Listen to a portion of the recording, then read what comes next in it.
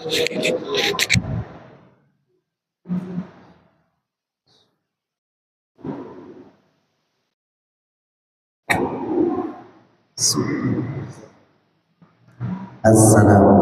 warahmatullahi wabarakatuh. Bismillahirrahmanirrahim. Syafaat Rasulullah sallallahu alaihi wasallam. Lalu jami'in ta'ala masyadda. Alhamdulillah.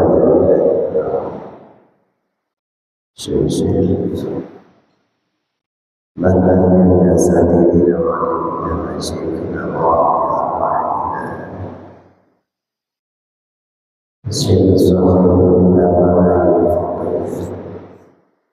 silsilah nasibul sahih sayyidina Muhammad sallallahu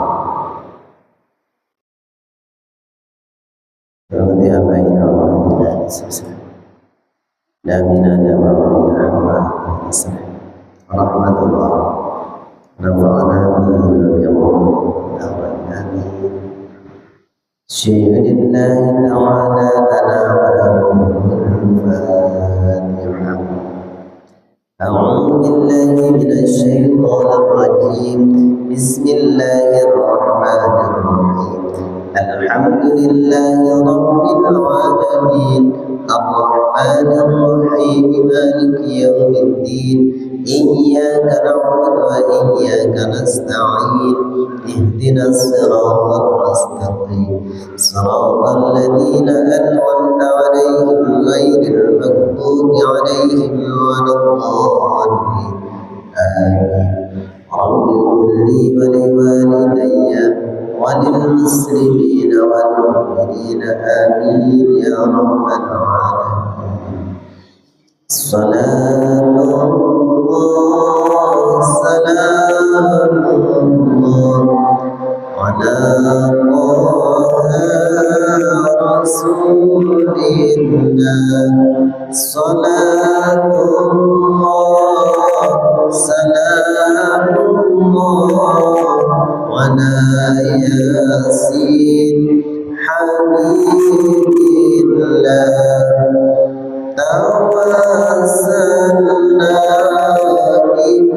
bismillah wa bil hadi rasulillah wa kulli mujahidin lillah bi ahlil badri ya Allah. Salamullah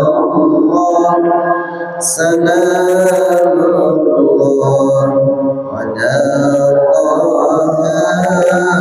rasulillah. Salatullah salamullah ala yasin habibillah. Ilahi salimil ummah minal afati wal niqmah wa min hamdin wa min ummah bi ahlil badri ya Allah. Salamullah salamullah ala rasulillah. Salatullah salamullah ala yasin habibillah. Alhamdulillahirabbil alamin. Alhamdulillahilladzi hadana li hadza wa ma kunna linahtadiya laula an hadana Allah. Rabbi shrah li sadri wa yassir li amri wa hlul 'uqdatam min lisani yafqahu qawli. Subhanaka la 'ilma lana illa ma 'allamtana innaka antal alimul hakim. Allahumma salli wa sallim wa barik ala sayyidina wa habibina wa maulana Muhammadin wa ala alihi wa sahbihi ajma'in. Amma ba'd.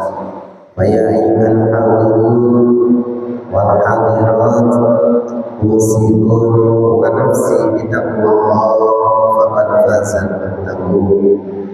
Hadirin wal hadirat, jamaah Masjidul Taibin yang senantiasa dirahmati Allah.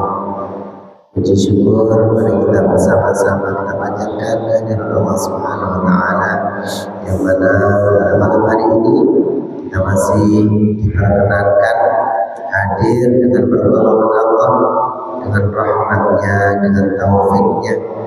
Kita masih dimudahkan, diringankan untuk memenuhi panggilannya, yakni ibadah salat maghrib berjamaah. Dan dengan pertolongan Allah juga, dengan rahmatnya Allah, kita diberikan kesabaran untuk duduk bersama, untuk mengaji bersama, mencari ridhonya Allah Subhanahu wa taala. Mudah-mudahan Allah senantiasa memberikan keistiqomahan kita, kemudahan dalam beristiqomah, kemudahan keringanan dalam bertakwa kepada Allah Subhanahu wa taala min yaumina hadza ila yaumil akhirah, mulai saat ini sampai nanti menghadap Allah Subhanahu wa taala. Amin. Allahumma amin ya rabbal alamin. Salawat salam tak lupa senantiasa mudah-mudahan selalu tercurahkan pada baginda Nabi besar Nabi Muhammad sallallahu alaihi wasallam. Hadirin wal hadirat yang dirahmati Allah, pada kesempatan yang lalu diterangkan tentang syarat wajibnya sholat, yaitu pertama orang yang berakal, terus tamyiz, orang yang mengerti, yang pintar, terus wan niqabu minal mahid, orang yang sudah bersih dari haid, orang yang sudah bersih dari haid. Jadi kami ulang lagi, syarat wajibnya sholat, orang berkewajiban sholat itu kalau memenuhi persyaratannya. Pertama Islam. Nah, orang Islam sudah mengikrarkan diri kita Islam, maka wajib sholat. Yang kedua yaitu berakal. Kalau punya akal, artinya sehat jasmani rohani, akalnya tidak ada gangguan, maka wajib sholat. Wa tamyiz, yang ketiga yaitu orang yang pintar. Nah, pintar, jadi orang yang pintar, bukan orang yang tidak pintar. Artinya pintar itu ya tahu melaksanakan. Oh, ini sholat dulu, waktunya dulu, waktunya sholat asar, waktunya maghrib. Nah, namanya orang pintar seperti itu, maka wajib. Wah, itu kok ada panggilan azan, oh berarti itu waktunya sholat. Orang pintar, maka wajib. Terus yang keempat yaitu orang yang sudah suci dari haidnya. Nah, ini bagi orang yang perempuan khusus. Kalau sudah suci, sudah bersih, sudah berhenti haidnya, maka wajib mengerjakan sholat. Qala al-mu'allif rahimahullah ta'ala wa nafa'ana bihi wa bi ulumihi fid dharain amin ya rabbal alamin. Sholatis shabi. Sekarang babnya sholatnya anak-anak. Bismillahirrahmanirrahim. Yu'maru bis sholati lisab'in. Anak itu diperintahkan sholat kalau sudah berumur 7 tahun. Kalau sudah umur 7 tahun diperintahkan sholat. Ayo sholat, ayo nak sholat nak, sholat. Artinya diperintahkan untuk sholat itu ya orang tua menyiapkan waktunya sholat, ya diajari mandikan dulu, terus diajak sholat, diajak ke masjid atau ke musola atau di rumah, diperintahkan.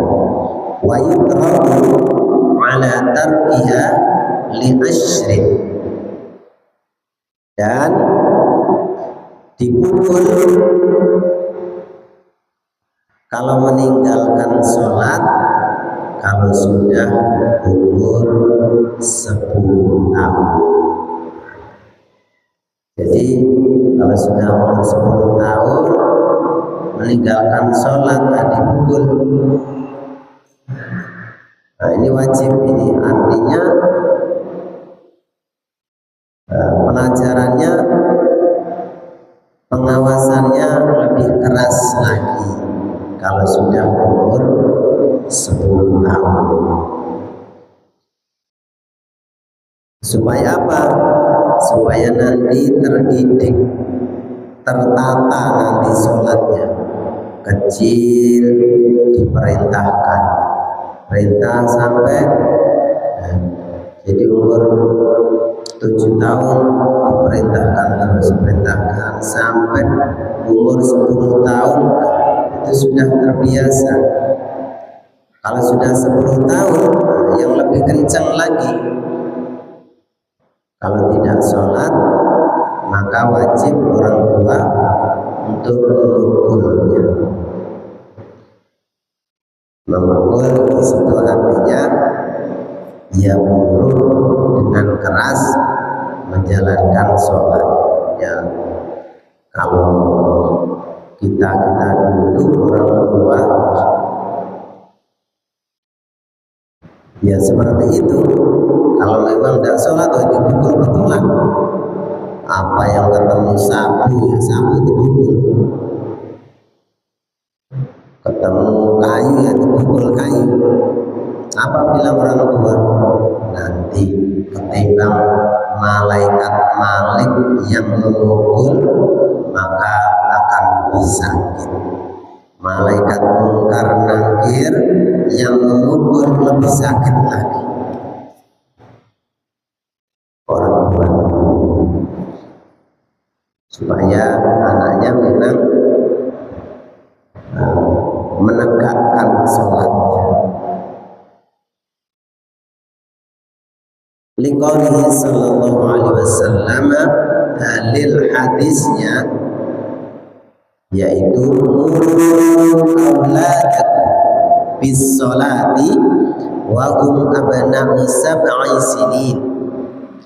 Perintahkanlah anak-anak kalian semuanya, kata Nabi, perintahkanlah anak-anak kalian semuanya untuk menjalankan sholat, mengerjakan sholat. Wa hum abna'u sab'i sinin, di saat dia sudah umur 7 tahun. Perintahkan diperintahkan. Artinya kalau sudah perintah itu ya seru, yang seru. Tapi kalau yang kecil masih kecil, dibiasakan diajak ke masjid, tapi yang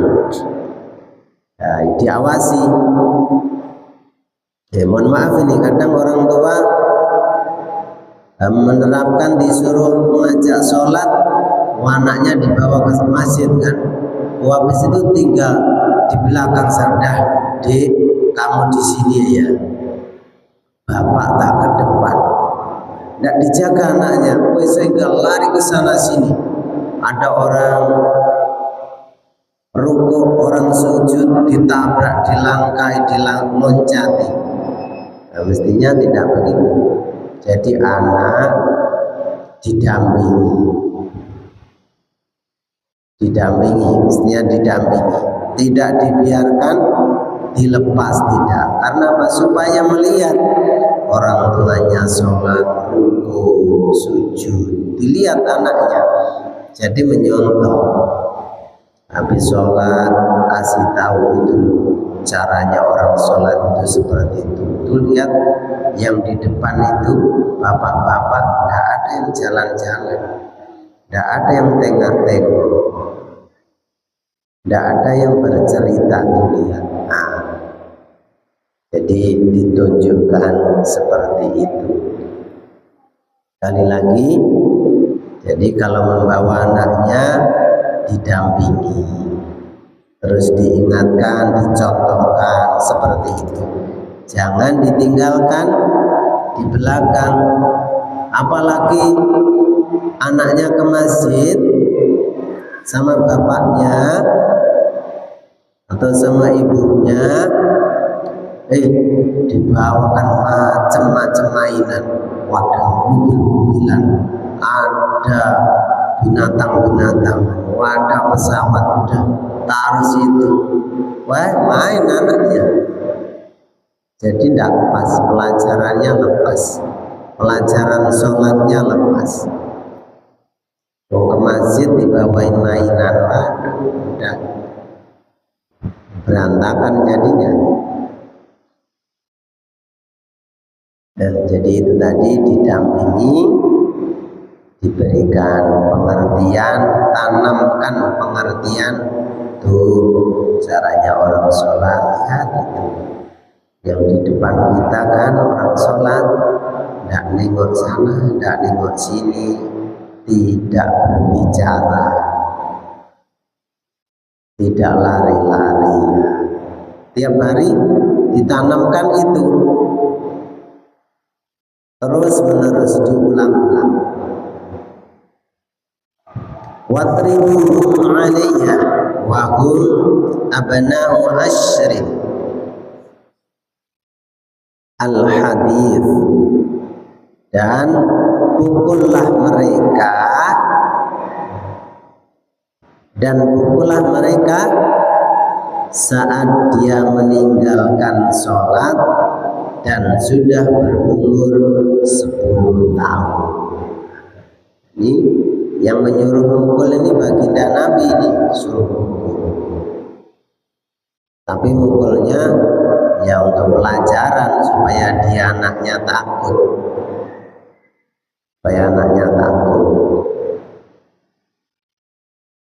Nanti dipukul sampai patah-patah. Wah, repot lagi orang tua nanti.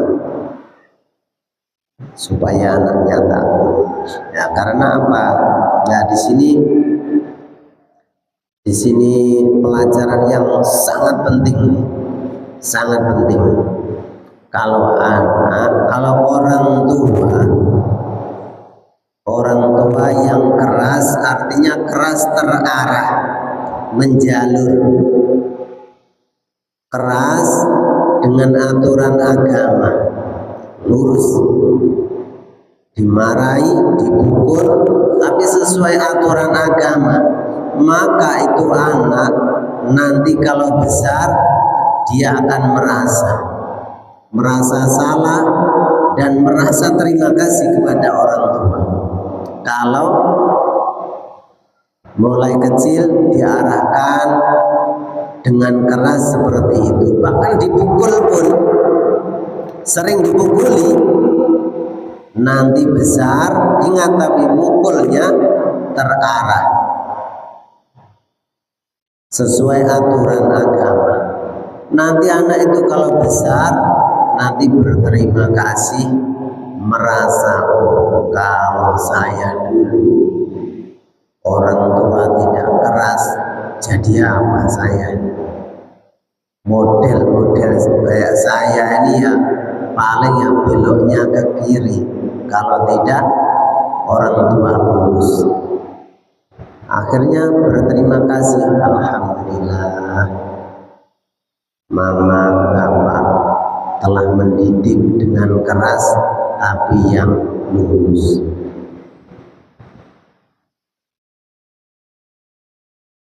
Lah sebaliknya, dibalik perintahnya Rasulullah, kalau sudah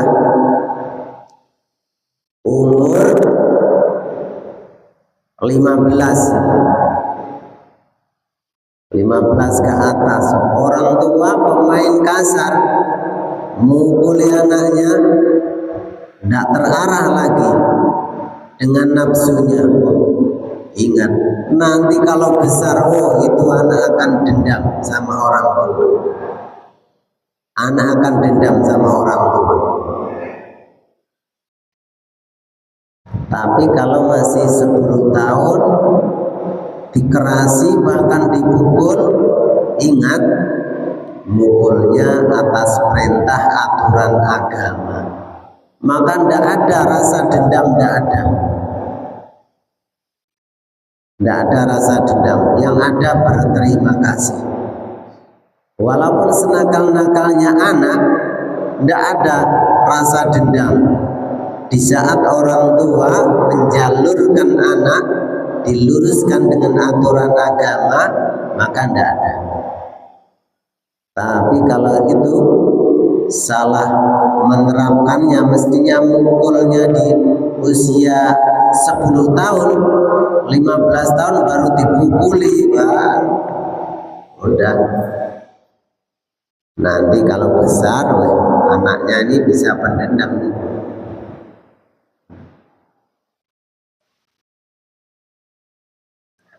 Hadirin rahimakumullah, maka tanamkan agama kepada keluarga, kepada anak-anak kita, itu penting mulai dini. Tidak akan rugi orang tua, tidak akan rugi. Ditanamkan agama, diluruskan akidahnya, adabnya, ditata mulai sedini mungkin, maka orang tua tidak akan rugi. Bahkan orang tua nanti akan memetik hasilnya di saat tua.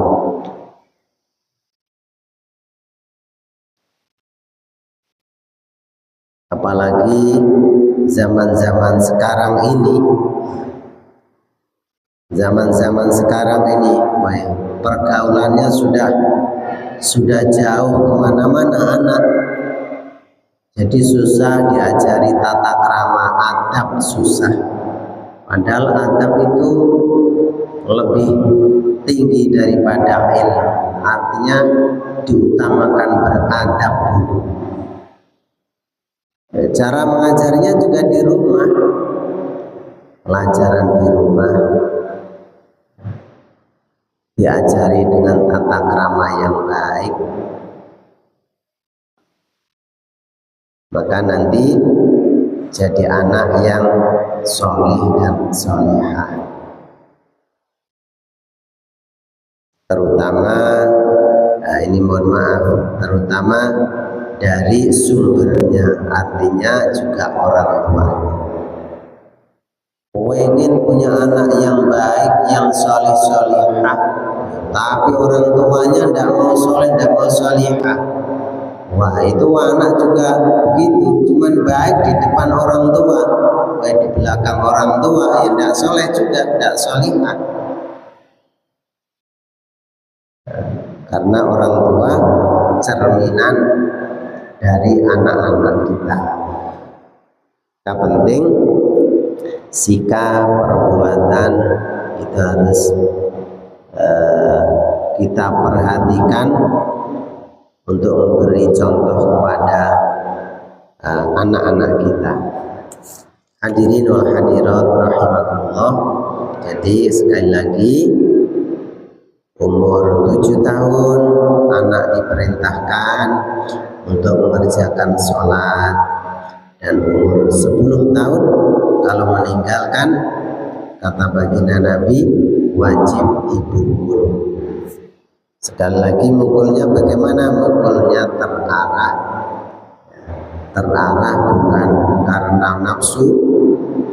Wadah karena nafsu, orang tua mukulnya karena nafsu, wih, anak jadi patah tulang. Wadah, anak jadi malah masuk rumah sakit. Alasannya apa? Oh iya, karena saya mengikuti perintah Rasul, suruh memukul. Jadi memukulnya harus terarah. Bismillahirrahmanirrahim. Surutu sihhatis sholati. Sekarang syarat sahnya sholat. Taharatul badani minal hadatsain.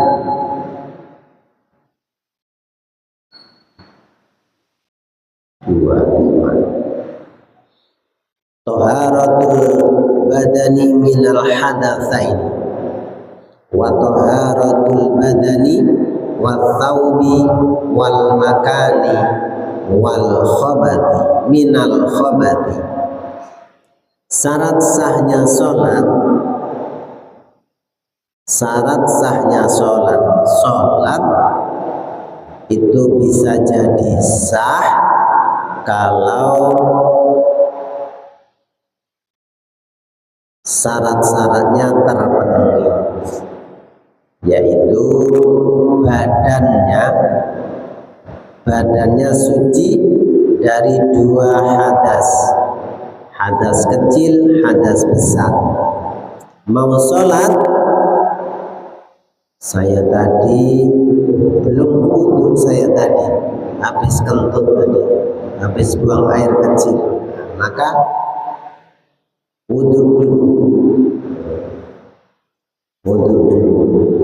Wah, saya mau sholat, nggak taunya tadi kena hadas apa itu, masih membawa hadas besar, junub, belum mandi, maka mandi dulu. Syarat sahnya sholat suci dari hadas kecil dan hadas besar, dan suci badannya, suci pakaiannya, suci tempatnya dari najis.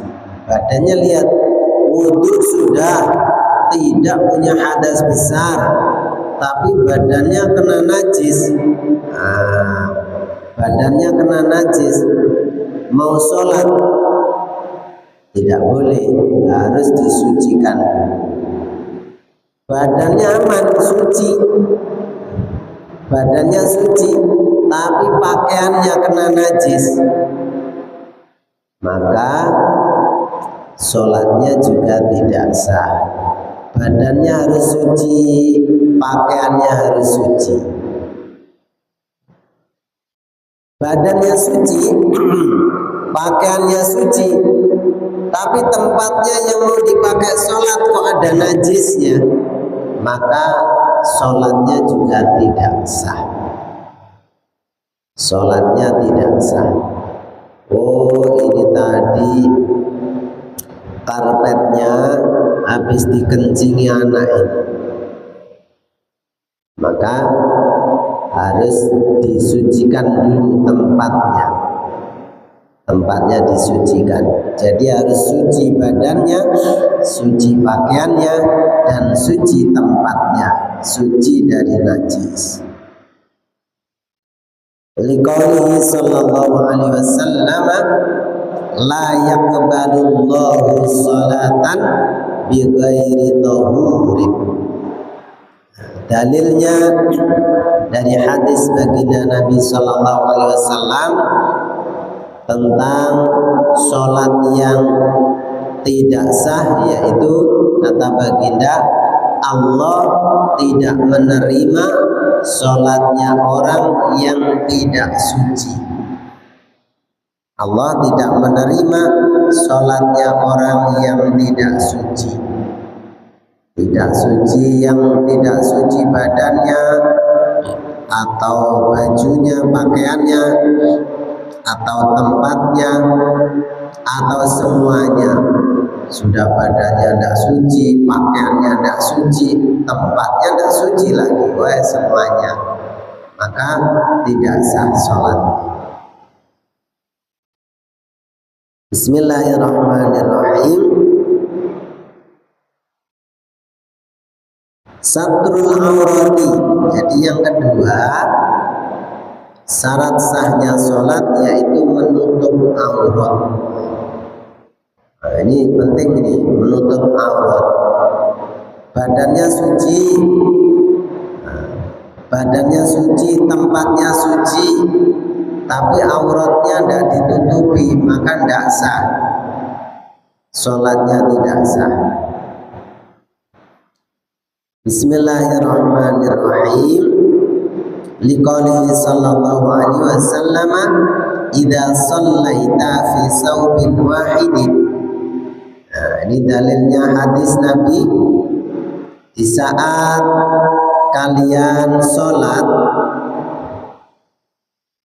memakai pakaian, fa in kana wasi'an faltahfif bihi wa in kana dhayyiqan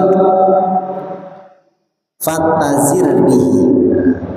Kata Nabi, kalau kamu melaksanakan sholat pakai pakaian yang lebar, pakaiannya panjang, maka bikin sarung, pakai sarung dan pakai selendang kayak orang ihram. Kayak orang ihram. Artinya ini zaman-zaman Nabi dulu. Jadi orang pakai sarung yang kainnya lebih, pakai sarung dan pakai kain ihram, diselendangkan. Diselendangkan. Tapi wa in kana dhayyiqan fattazir bih. Lah kalau kainnya sedikit, ya cukup sarungan saja sudah, tidak apa-apa. Ini bagi orang laki-laki. Artinya kalau orang laki-laki, ya orang laki-laki sholat pakai sarung saja, tidak pakai baju, tidak apa-apa. Kelihatan Pak, dadanya, tidak apa-apa. Asal pusatnya, udelnya itu ditutupi. Nah, ketutup. Makanya kalau sarungan harus di atasnya pusat sedikit. Di atasnya pusat. Nah itu. Kalau sekarang sudah makmur, maka pakai baju. Sempurna sudah. Pakai baju. Bismillahirrahmanirrahim. Qala al-mu'allif rahimahullahu ta'ala nafa'ana bihi bi qulubihi fid dharain amin ya rabbal alamin. Ini seringkali saya sampaikan dalam majelis fikih tentang syarat sahnya sholat, yaitu masalah menutup aurat. Nah, ini yang sering saya temukan, baik orang muda, anak muda atau orang tua. Nah, kalau pakai baju atau kaos, perhatikan, kalau bajunya itu di atas pantat, pantat panjangnya itu nanti kalau rukuk, kalau sujud pasti itu naik, ya. Naik bajunya, kaosnya, sehingga di situ mohon maaf ini karena ini penting saya sampaikan, agak saru sedikit. Orang sujud kelihatan celana dalamnya. Kalau celana dalam, mohon maaf yang bapak-bapak laki-laki itu kan posisinya di atas, di bawah pusat. Padahal auratnya laki-laki itu mulai pusat sampai lutut. Artinya pusatnya ditutup, udrnya ditutup. Ini sering saya melihat sering di waktu jamaah musafir. Subhanallah, sudah capek-capek di perjalanan, orang sholatnya tidak sah. Karena itu tadi kaosnya, bajunya di atas pantat sehingga dipakai rukuk, dipakai sujud melorot, atau karena kekecilan begitu sujud ketarik, sehingga auratnya terbuka. Maka di sini sudah menghalangi syarat sahnya sholat.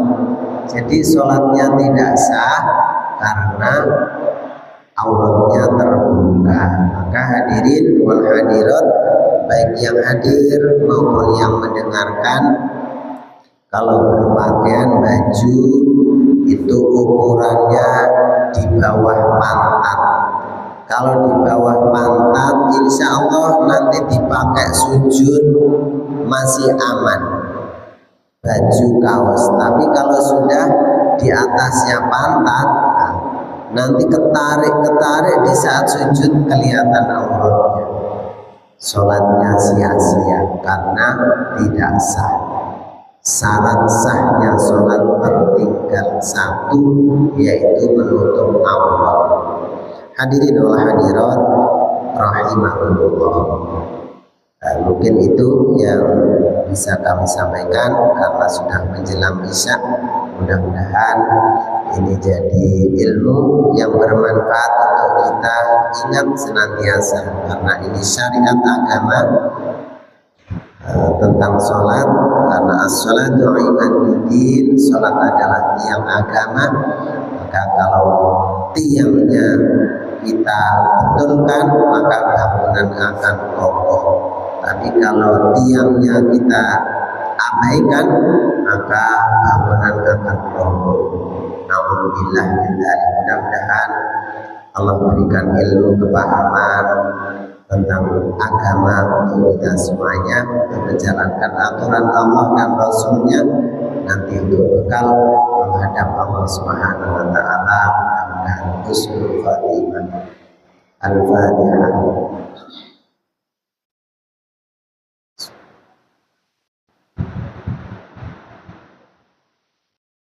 Subhanakallahumma wa bihamdika asyhadu an la ilaha illa anta astaghfiruka wa atubu ilaik. Raditu billahi rabban wa bil islami dinan wa bi Muhammadin nabiyyan wa rasulan. Rabbi zidni ilman wa rizqni fahma. Amin amin amin ya rabbal alamin. Assalamualaikum warahmatullahi wabarakatuh.